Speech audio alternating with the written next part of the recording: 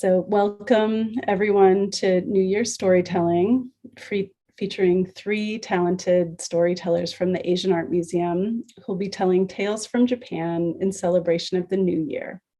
We have stories for all ages, and Elizabeth will be telling a story for our younger guests. I'm Allison Wyckoff, Associate Director of Public and Community Programs. I'd like to thank you all for being here today. In addition to the storytellers, we're joined by Sherilyn, who will be providing ASL interpretation.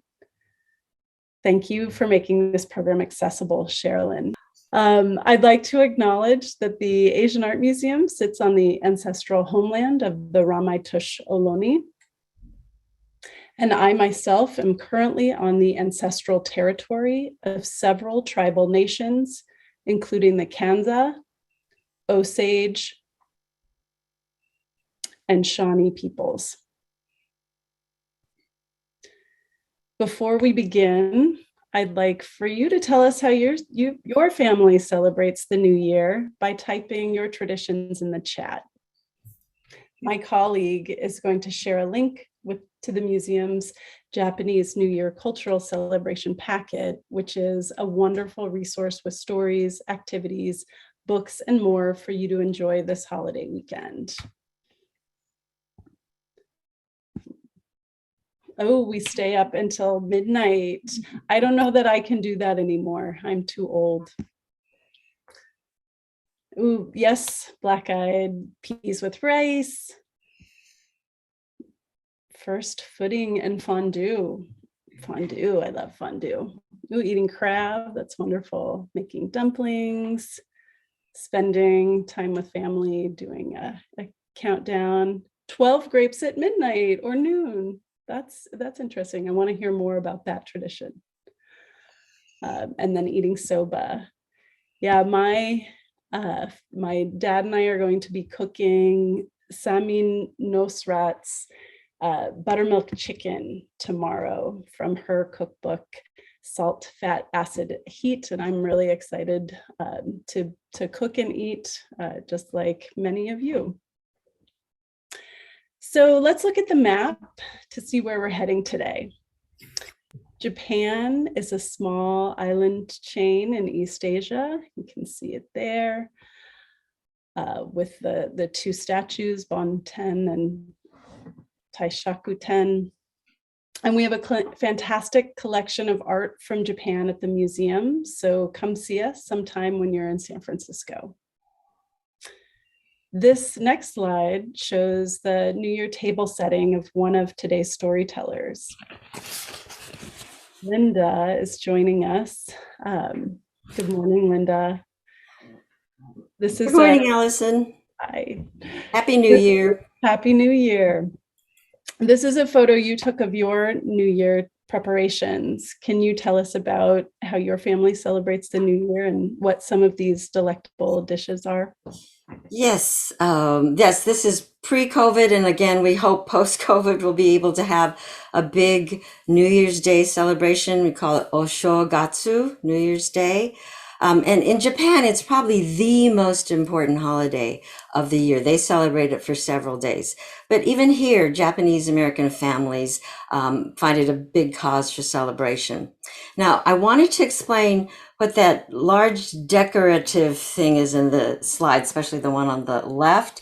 It kind of looks like a snowman with an orange for its head. And those are two large mochi rice cakes, and we'll talk about mochi in a little bit. They're called kagami mochi. Kagami means mirror, so this is mirror mochi, and it's supposed to denote the wish for wealth because they're round like the old-fashioned bronze and copper mirrors that the wealthy used to be able to own.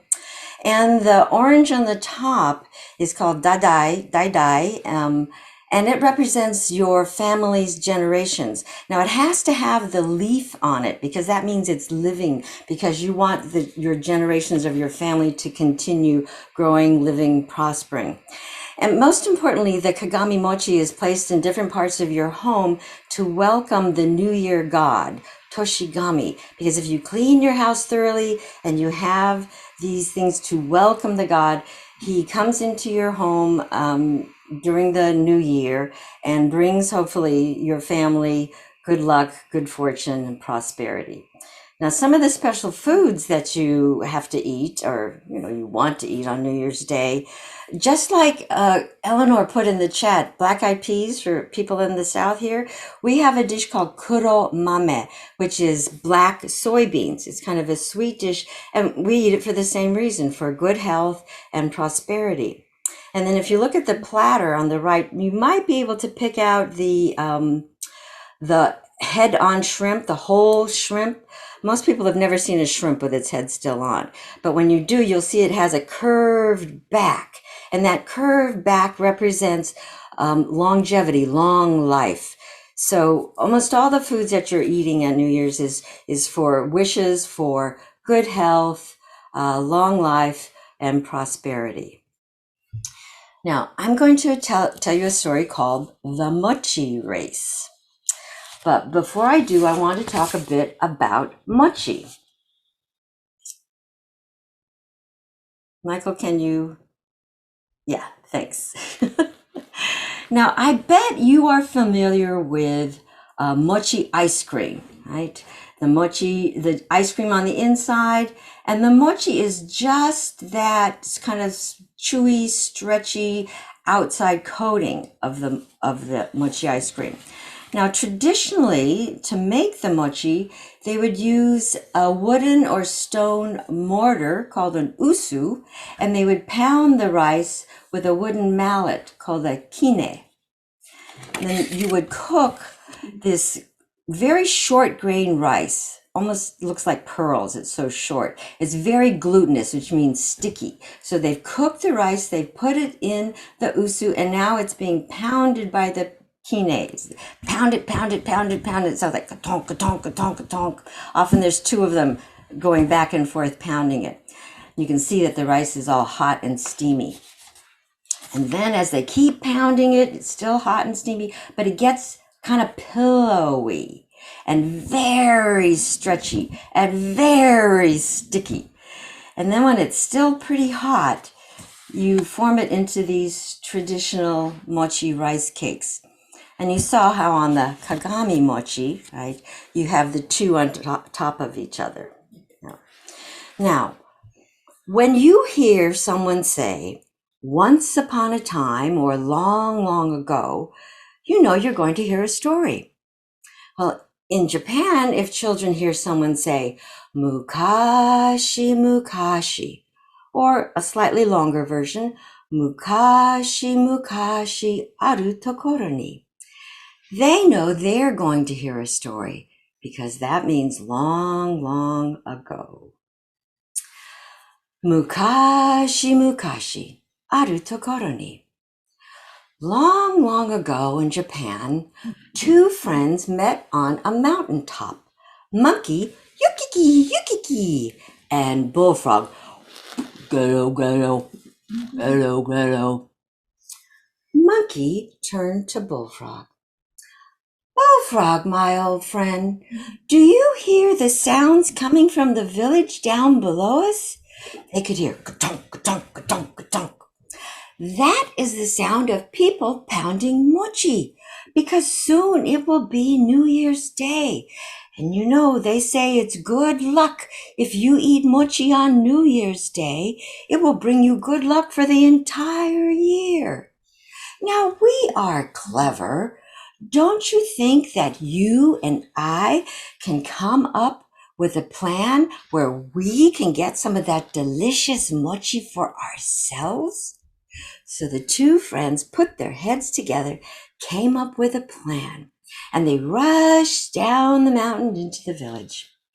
Now, Monkey, of course, was much faster than Bullfrog, and when he got down to the village, he went to the village mayor's home because he knew there would be a big group of people there pounding mochi.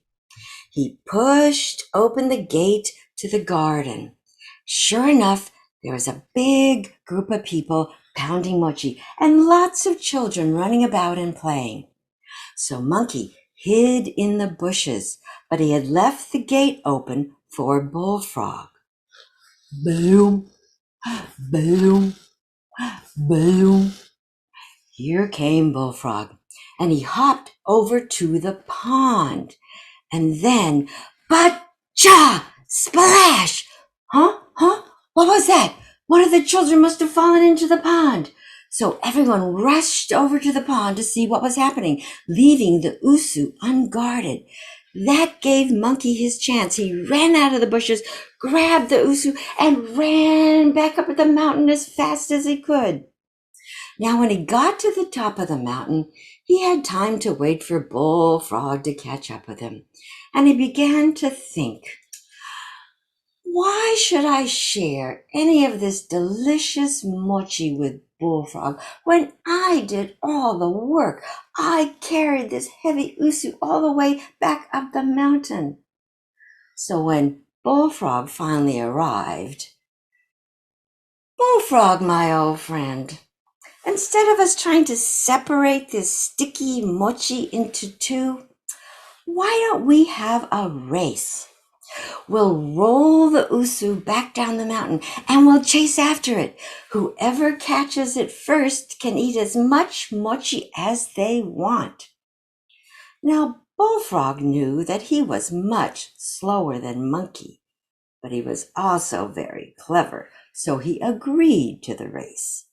And then when Monkey wasn't looking, Bullfrog spit some water into the usu and then mushed it around the mochi with his feet. That made the mochi far less sticky than before. Then, ichi, ni, san, they pushed the usu down the mountain. It went rolling, go, go, go, go, go, go, go, go, go. Monkey was chasing after it. Yukiki, yukiki, yukiki. Poor Bullfrog. Boom, boom, boom. Monkey was chasing after it again. Go, go, go, go, go, go, go. But all that tumbling caused the mochi to be flung out of the usu into the bushes. Monkey didn't even notice. He was so set on chasing after that usu. But Bullfrog noticed. He hopped right over to the bushes and with his long tongue, boop, boop, boop, began to eat the mochi. In the meantime, go, go, go, go, go, go, go, yukiki, yukiki, yukiki. By the time Monkey caught up with the usu, it had rolled all the way down to the village. He grabbed the usu, looked in. No, mochi, what happened? Oh, he was so disappointed. He slowly walked back up the mountain, tobo, tobo, tobo. By the time he caught up with Bullfrog, boop, Bullfrog had finished eating the mochi. Oh, Monkey, my old friend, I would have saved some of this delicious mochi for you, but you were so slow coming back up the mountain. I didn't want it to go to waste. So you see, that is why bullfrogs today have such big bellies, because Bullfrog ate all the mochi. Oshimai. That is all. That's such a great story, Linda. Thank you. I love eating mochi, and one of my favorite programs at the museum is our mochi pounding celebration, which we host with Kagami-kai, who you can see here, all the folks in the red tops. They're a local organization working to preserve and share the tradition of pounding mochi. And as you can see, it's lively and fun, and there's lots of audience participation. And at the end, we get to eat the fresh mochi that's made. So I'm looking forward to hosting the program again in the future when it's safe to gather like this at the museum. So time for the next story. Oh my goodness. Thank you.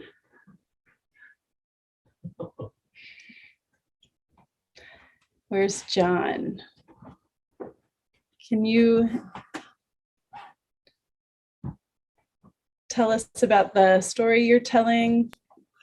Yes. Yeah. The story I'm telling today is called The Grateful Statues. And the statues in this story are Jizo. Now, Jizo, actually singular and plural, Jizo is one of the most loved of all Japanese gods. Jizo statues are a familiar sight throughout Japan, particularly in Buddhist temples, graveyards, at the side of roads, for instance, here in this picture, and the edges of the villages in the countryside. Occasionally, they are also seen at the corner of city streets.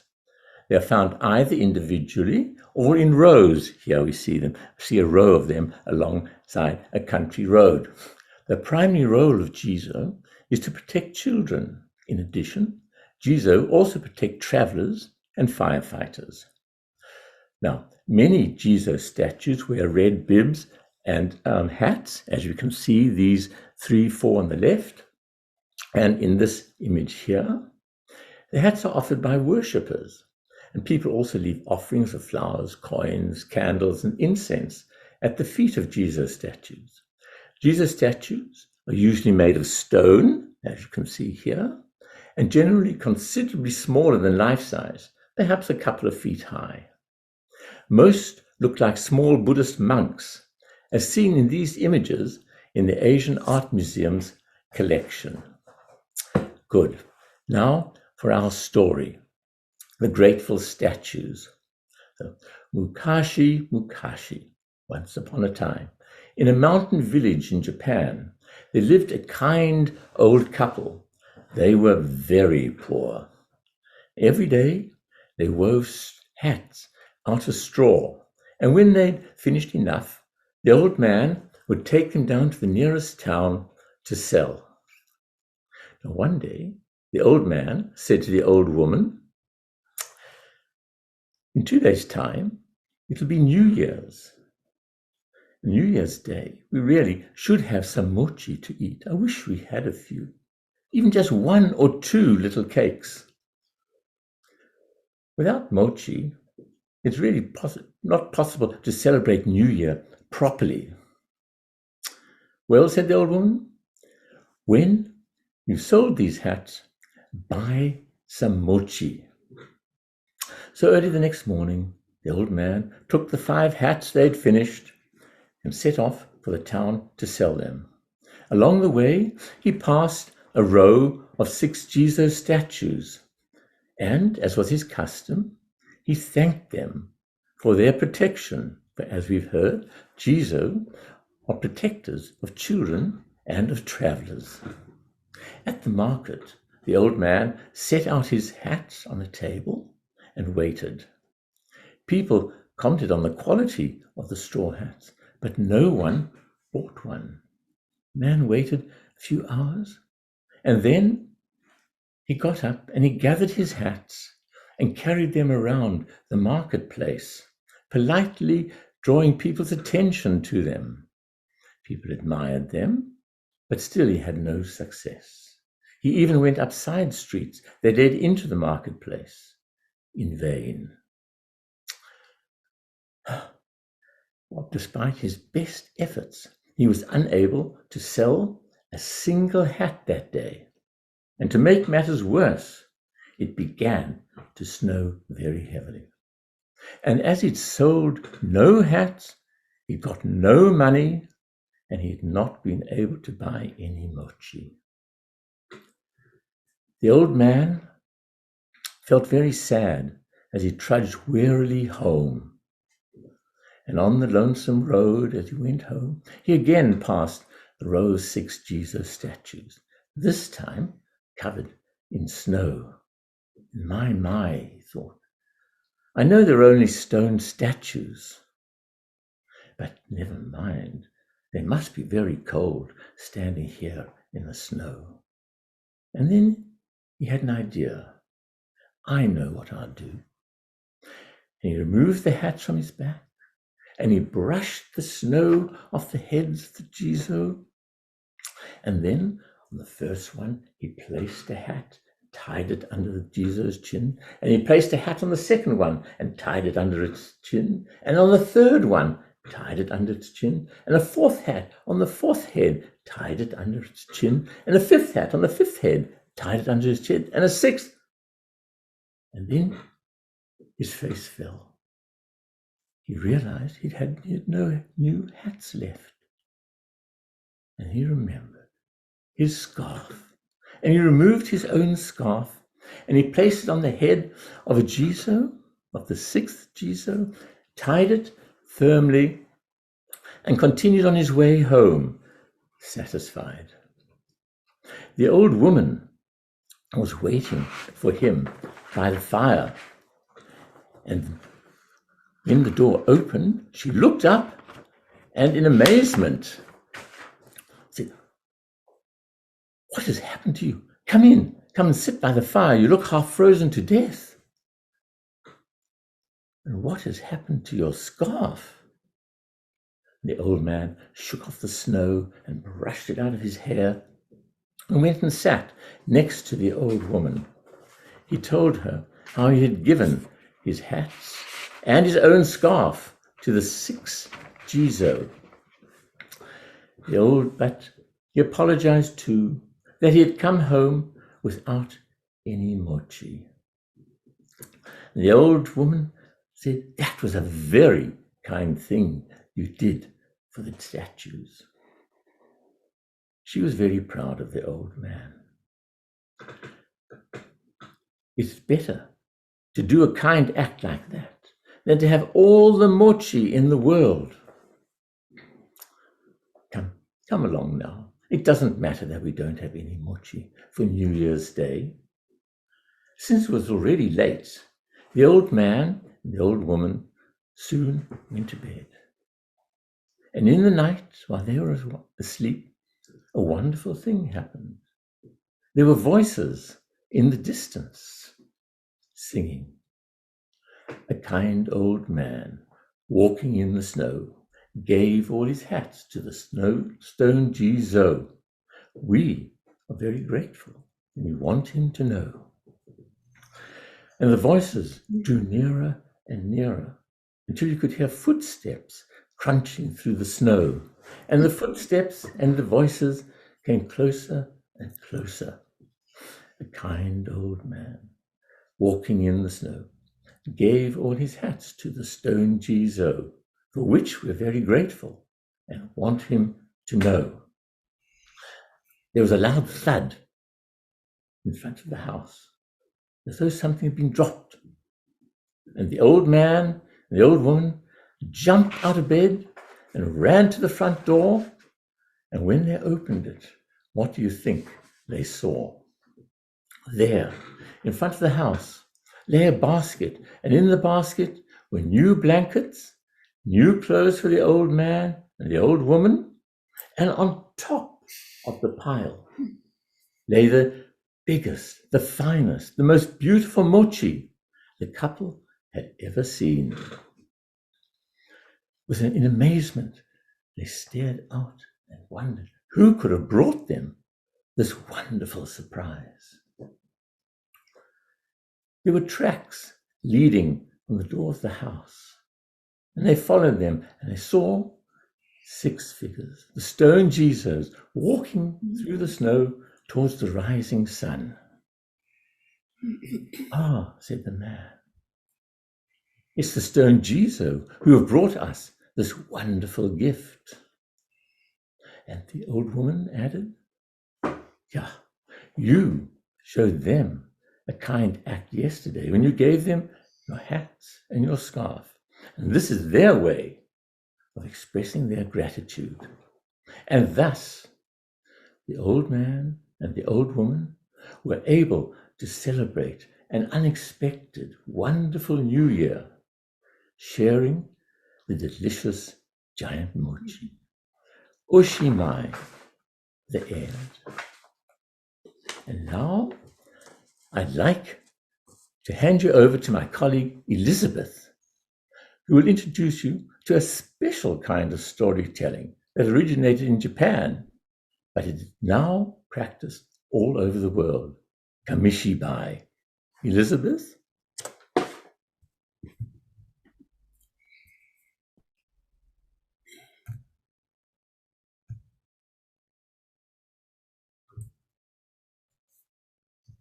I've started my video. Welcome. I'm so pleased to be here to tell stories on this New Year's Eve. And there are so many different kinds of stories to tell. And there are also so many different ways to tell them. Sometimes I tell a story with a piece of string. I don't think we need that slide yet. Sometimes I tell a story with a piece of paper. Sometimes I want to tell a story all by myself. And sometimes I need everybody who's listening to help me join in. Now, the story I'm going to tell you today is a Kamishibai story. And Kamishibai means paper theater. And I think you'll understand why it has that name when you hear the story. Now, to get ready, I would like you to imagine that you are living in Japan 100 years ago, about. You're living in a Japanese house with tatami mats on the floor and paper across the windows. And let's say that you've just come home from school and you've put your books down and suddenly you hear a noise. What is that? Well, if you lived in Japan 100 years ago, you would know that you were hearing the sound of wooden clappers, yoshiji, and you would know exactly what to do. When you heard that sound, you would go running to the window and you would look out the window and you would see, you'd be looking for, and yes, you would see a bicycle. And a bicycle that doesn't look like an ordinary bicycle quite, does it? Because look, it has that big wooden contraption on the back of it. What's that? Well, you know what that is. It's a bicycle that belongs to a Kamishibai teller. And the man riding the bicycle is a Kamishibai storyteller.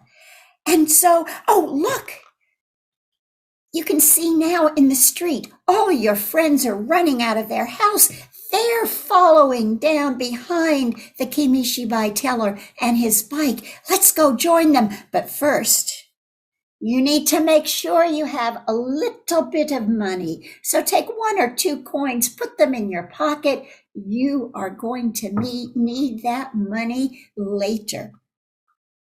All right, now where's that bicycle? Yes, you saw it turn the corner. It's turning another corner. Quick, hurry. There it is. It stopped. And the storyteller has gotten off and he is opening those wooden drawers on the back of the bike. And the wooden drawers have treats in them. They have things like candy, like rice crackers with plum jam, like pickled eels. And if it's cold, like it is today, that Kamishibai storyteller will have started a small fire and he will be roasting mountain yams over that fire. Take a deep breath. Can you smell the delicious smell of roasting sweet potatoes? And now look, there is the stage on top of those wooden drawers. You can see how he can open the covers and that you can then see inside and see a story. So it is time for you to pick exactly the right treat and pay the Kamishibai man your money and move close. Find a good place to sit by that bicycle, by that stage. Find a good place where you can see the Kamishibai stage. There, it's called a butai. And you can see its wooden doors are closed. But I'd like you to help me open them up. And you know how to do that. How does a Japanese story traditionally start? Let's say those words. Mukashi. Mukashi, look. There is one of those mountain yams. Let's call him Mr. Mountain Yam. All right? And Mr. Mountain Yam is walking along, bouncing along, rolling, tumbling along, and he's singing goro, goro, goro, goro, goro, goro, goro, goro, goro, until he comes to a lake and gotcha! Splash. And this is the end of part 1.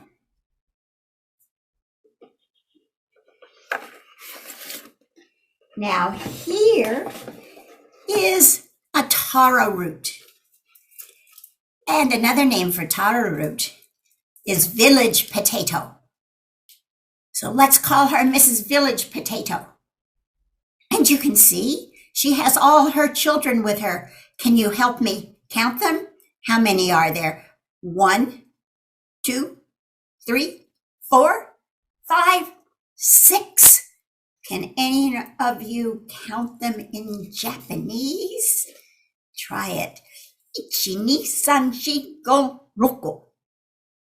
And Mrs. Village Potato is walking along the way. She is bouncing along the way. She is rolling along the way. She is singing koro, koro, koro, koro, koro, koro, koro, koro, koro, until she comes to a lake. And gotcha! Splash! And this is the end of part 2. Now, who do you think you're going to see in the next picture? Let's see. Oh, it's Mrs. Village Potato's children. And you know what they are doing? They are bouncing along, tumbling along, rolling along, going goro, goro, goro, goro, goro, goro, goro, goro, until splash, bacha, bacha, bacha, bacha, bacha, bacha, splash, splash, splash, splash, splash. And that is the end. You can help me say it in Japanese. Oshimai. Oshimai. So, now you have heard a Kamishibai story, and you know that a Kamishibai story comes with a wooden stage, and it comes with paper with pictures on to put into the stage. And do you remember now what Kamishibai means? Paper theater. We have a wooden theater and we have paper drawings. And you know, there are so many different types of Kamishibai stories. This was a very, very silly one. But there are much longer stories. There are stories about monsters, about superheroes, about princesses, about warriors, stories about all kinds of magic. And so, now you know about Kamishibai, I want you to keep your ears open. Listen out for the sound of those yoshiji. Look for one of those special Kamishibai bicycles. Who knows? Sometime you may listen to another Kamishibai story. And here at the Asian Art Museum in San Francisco, we can't wait until it's time when we can once again invite you into the museum and show you Kamishibai, tell you Kamishibai stories in person. Now, one more story. And Linda's going to tell it. And this is a story that takes place on New Year's Eve. Thank you, Elizabeth. Yes, I'm going to tell you a story called New Year's Eve Guest. But first, we're going to look at an image of a piece of art from the Asian Art Museum. This is, part of their netsuke collection. Netsuke are very small, intricately carved pieces of art. They were used as decoration. They were worn. This one, if you look carefully, you can see that there is a family of 3 riding on the back of a horse, and there's kind of a special sort of basket-like contraption so that they can all ride this horse at the same time. And you see a man who's leading the horse. Now, the man leading the horse is called a mago, and that's his job. He is hired to take passengers from one place to another, or maybe packages or baggage. Okay, so keep that image in mind as I tell you this story. Mukashi mukashi, aru tokoro ni, long, long ago in Japan, there lived a young man named Taro. Now, even though Taro was a very hard-working young man, he was quite poor. When his father had died, he didn't have any land or farm to leave him, but he did leave him a very small, simple house and a horse. And with that horse, Taro became a mago. As you know, someone who transports things. Now, on the day before New Year's Day Eve, Taro was very excited because he knew it would be a busy day down in the village. Perhaps people would need him to transport guests to their home, or shopkeepers might need him to deliver packages. But before he went down to the village, he knew that he had to clean his little house from top to bottom, including the floor underneath the tatami mats, in preparation for Oshogatsu, New Year's Day. So he went down to the village thinking, with the money that I earned today, I can buy myself some fish and some fresh vegetables and definitely some mochi to celebrate Oshogatsu. So he led his horse down to the village, and then he waited, looking about anxiously, waiting for someone to beckon him, saying that they needed his help. But he looked and no one was calling to him.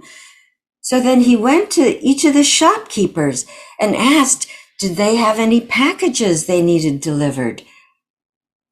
But nobody needed to hire him. Everyone was hustling and bustling about, buying special foods and gifts and perhaps cleaning their own homes. And he waited and waited until it started to get dark and the wind began to blow. Now the shops were closing and people were either all at their homes or perhaps at the shrine doing their prayers. There was no one left. So sadly, Taro decided he had no choice but to go home. No fish, no mochi. So as he was leading his horse home, he passed through a long row of trees. And at the base of one of those trees was an old man, all huddled in a ball, shivering from the cold. "Old man, what are you doing here?" He was so cold he couldn't even answer. "Old man, I can't leave you out here in the cold. I'm going to take you to my home." And so he gently picked up the old man, placed him on his horse, and led him back to home. Now, when he got there, he had the old man warm himself by the fire. Taro made them some hot tea, and then they shared a bowl of toshikoshi soba. Soba is noodles. Toshikoshi soba is year-changing noodles.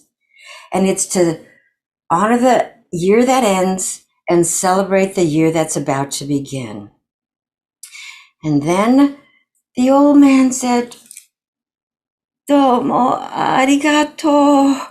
Thank you so much for your kindness. Certainly, Toshigami, the New Year god, will honor your kindness and reward you." "Oh, doitashimashite, you are very welcome, but I need no reward. Your company on New Year's Eve is plenty." And then Taro put some bedding down in front of the fireplace where the old man could sleep. He covered him with a thick quilted blanket.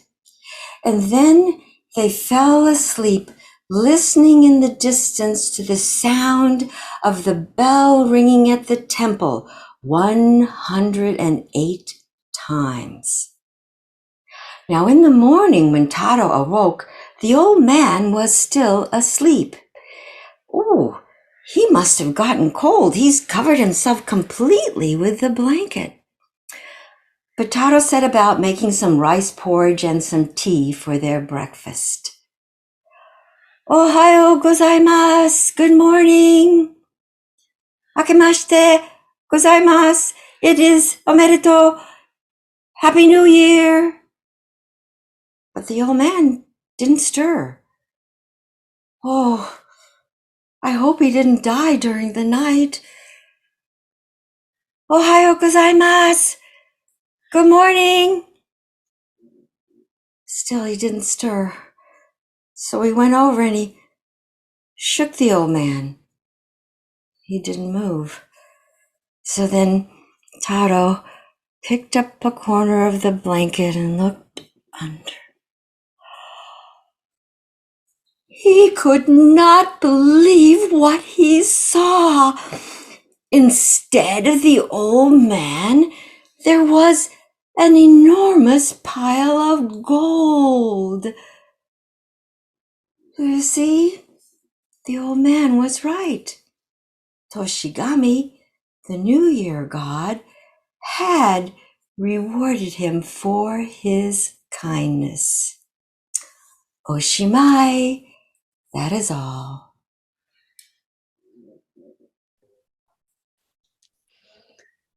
Thank you, Linda. And thank you to all the storytellers for sharing these amazing stories with us.